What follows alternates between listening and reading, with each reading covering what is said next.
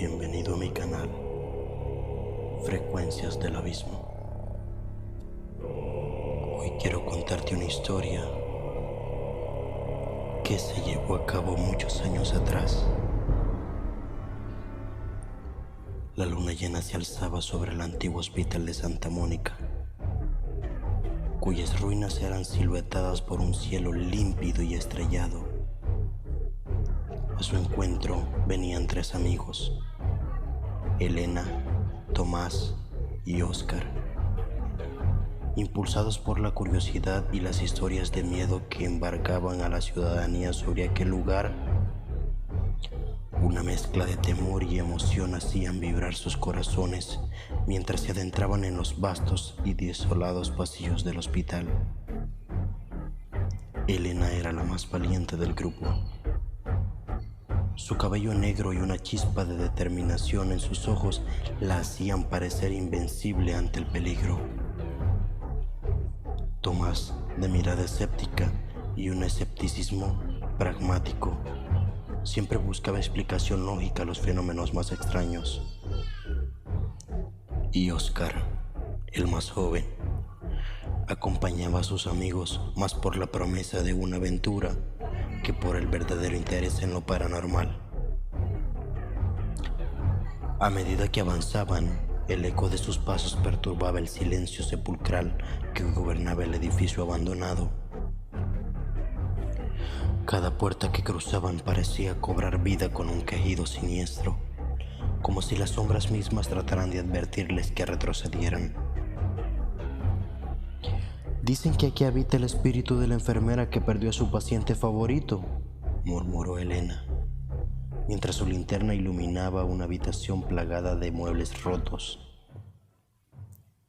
«Deberíamos hacer una sesión de espiritismo», propuso, más para probar la reacción de sus amigos que por convicción. Tomás rodó los ojos, aunque un temblor sutil traicionó su calma. «Deja de decir tonterías», replicó. «Es solo un lugar antiguo y desolado, perfecto para alimentar supersticiones». No obstante, el escalofrío que recorrió su espinazo le recordaba que el miedo no necesitaba de creencias para existir.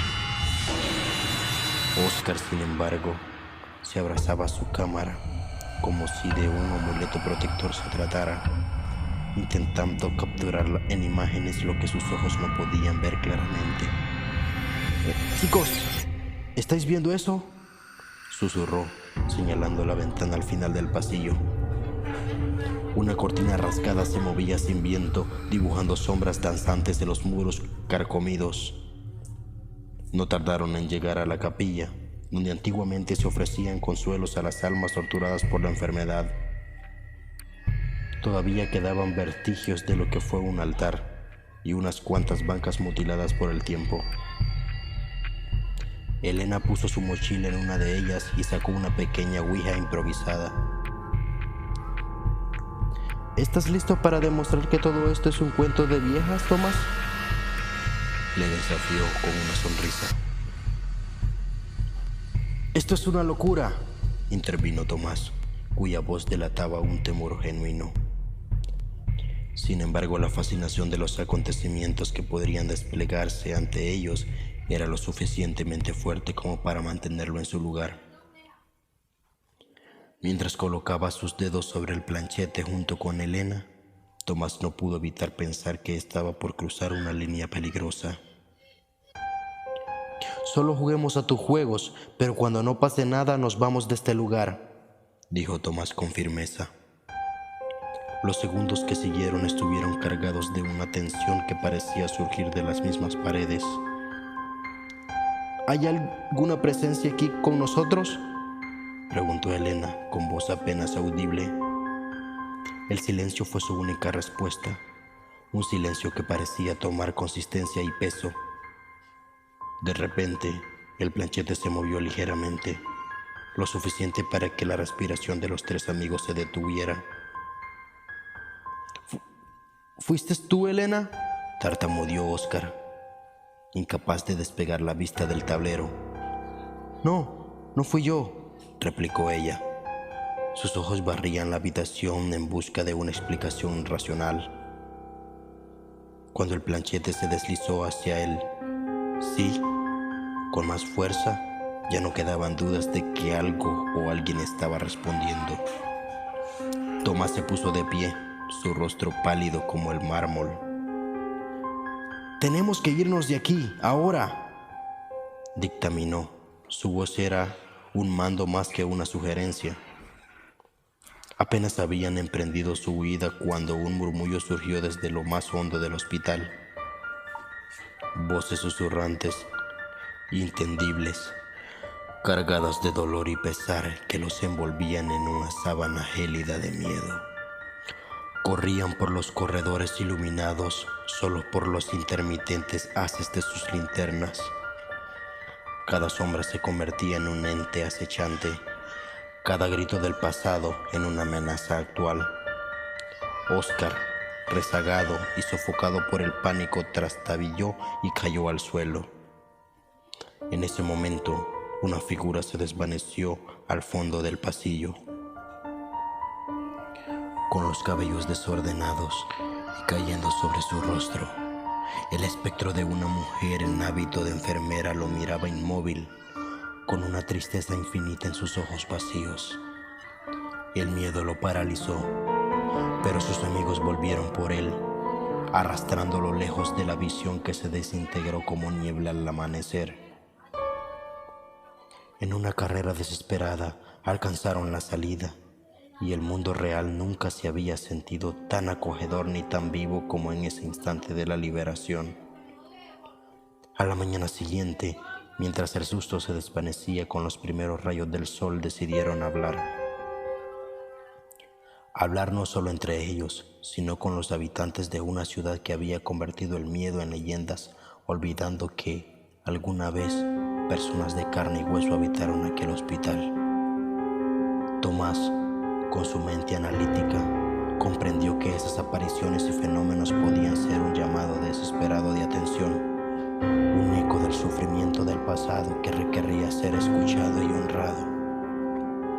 Elena sentía que debían compartir su historia para que la memoria y el respeto reemplazaran al miedo y las fábulas sin fundamento. Así, Oscar tomó sus fotografías y, aunque no capturó fantasmas, consiguió imágenes que hablaban de la historia y la humanidad del lugar. Comprometidos con su causa, los tres amigos organizaban visitas guiadas al hospital, explicando su verdadera historia y en apariencia desmintiendo las leyendas contadas.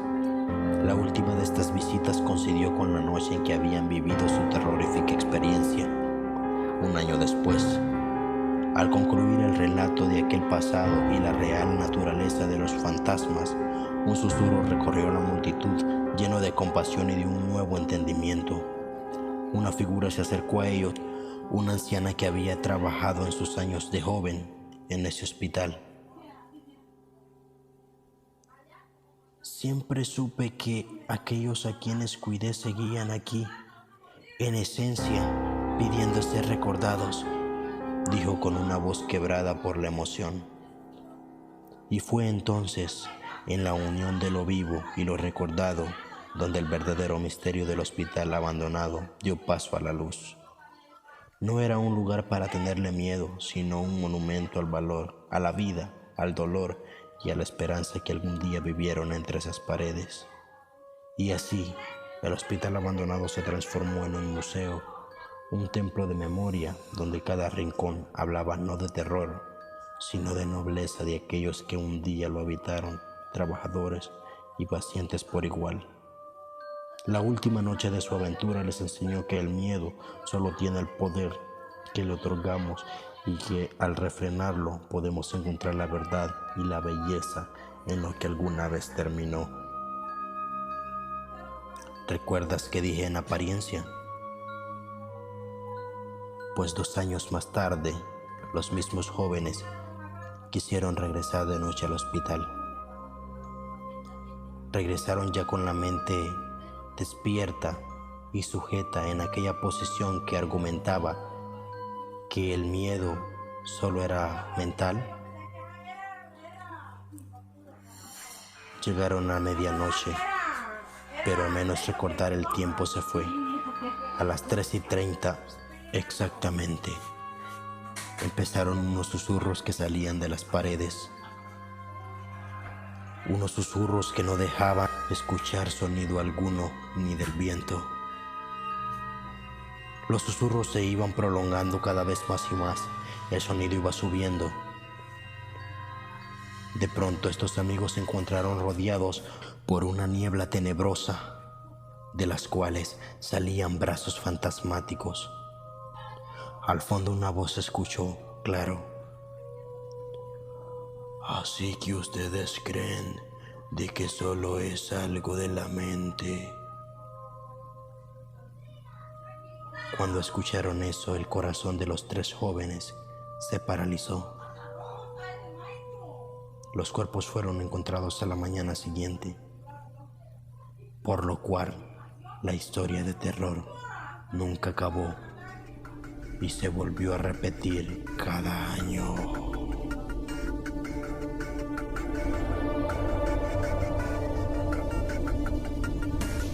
Si te gustó el video, por favor dale pulgar arriba y suscríbete a mi canal. Por favor te pido que comentes tu historia o anécdota, ya que en el próximo video podría ser contada en Frecuencia del Abismo. Hasta pronto.